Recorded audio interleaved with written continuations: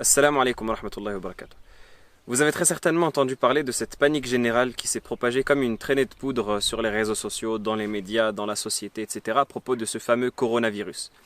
Le but ici, ce n'est pas de parler de l'actualité de manière profane ou de manière vile par éthique, car ce n'est pas ce que je souhaite faire, mais c'est de prendre une leçon derrière la chose pour nous rappeler en tant que musulmans des bases fondamentales qui nous caractérisent et qui caractérisent notre croyance.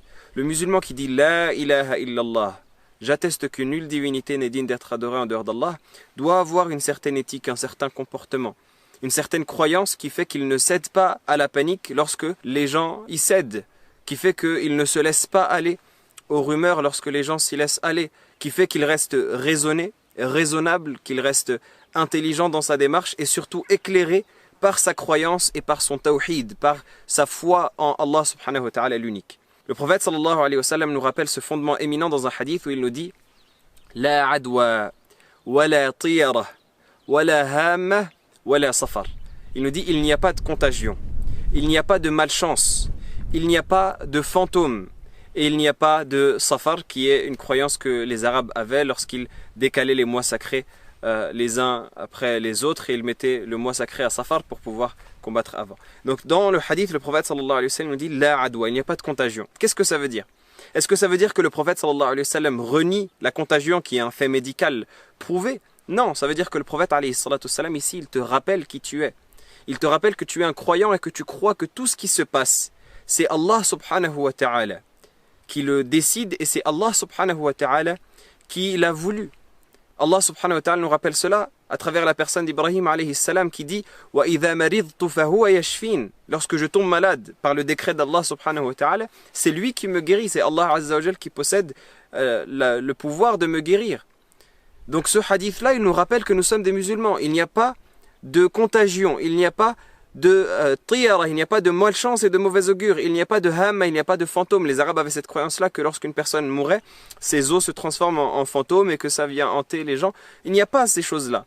Ça n'existe pas. Le croyant reste concentré sur sa croyance, reste concentré sur sa foi en Allah subhanahu wa ta'ala et ne se laisse pas aller aux croyances populaires, ne se laisse pas aller aux superstitions. Il reste stable dans sa foi et ne se laisse pas aller à la panique. Et s'il y a quelque chose, Allah subhanahu wa ta'ala l'a décidé. Bien évidemment, avec cela, on doit faire les causes pour s'en prémunir. C'est-à-dire que s'il y a une maladie, on doit faire les causes pour s'en prémunir. Le prophète sallallahu alayhi wa sallam dit dans le hadith sahih, qui est rapporté par Muslim dans son sahih, La yuradu mumridun ala musih.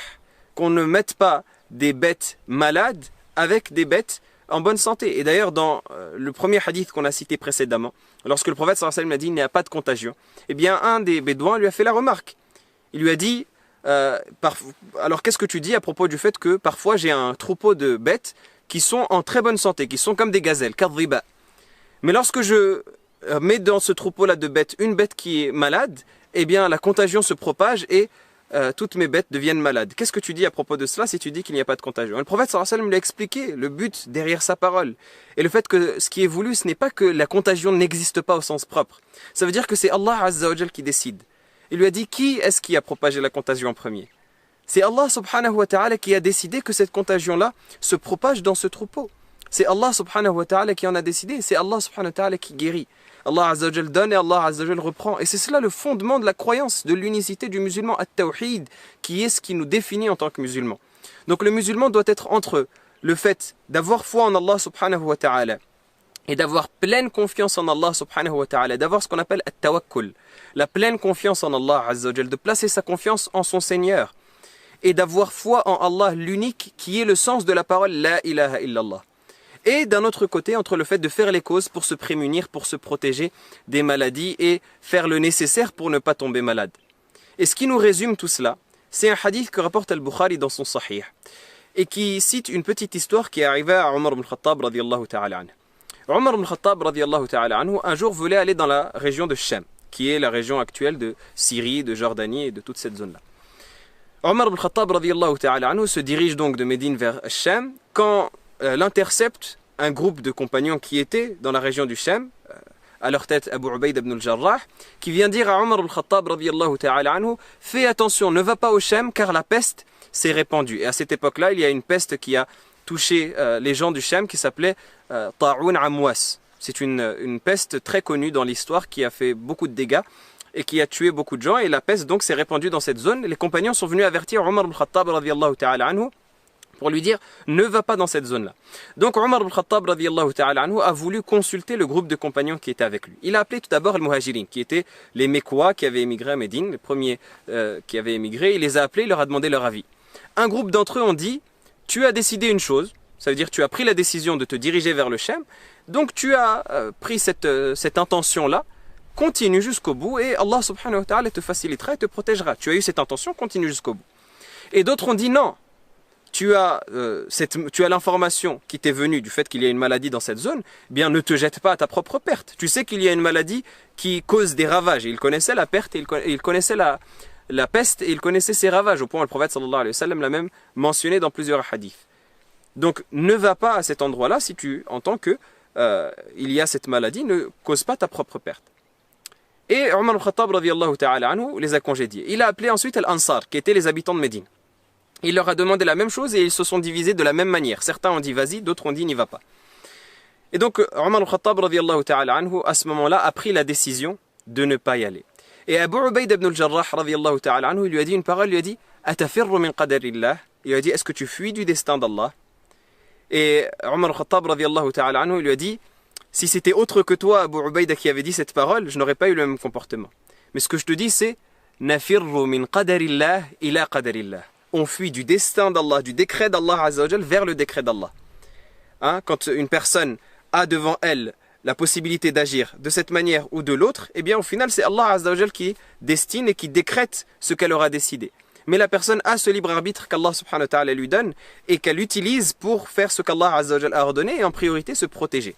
Et donc Omar al-Khattab lui a dit on fuit du décret d'Allah vers le décret d'Allah. Ça c'est le décret d'Allah et ça c'est le décret d'Allah. Le fait qu'on y aille c'est le décret d'Allah et le fait qu'on s'en protège c'est le décret d'Allah.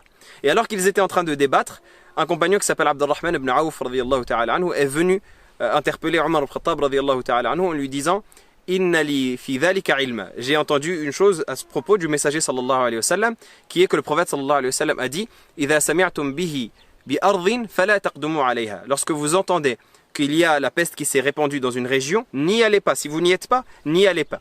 وَإِذَا كُنْتُمْ بِهَا فَلَا تَخْرُجُوا مِنْهَا فِرَارًا فَلَا تَخْرُجُوا فِرَارًا مِنْهَا.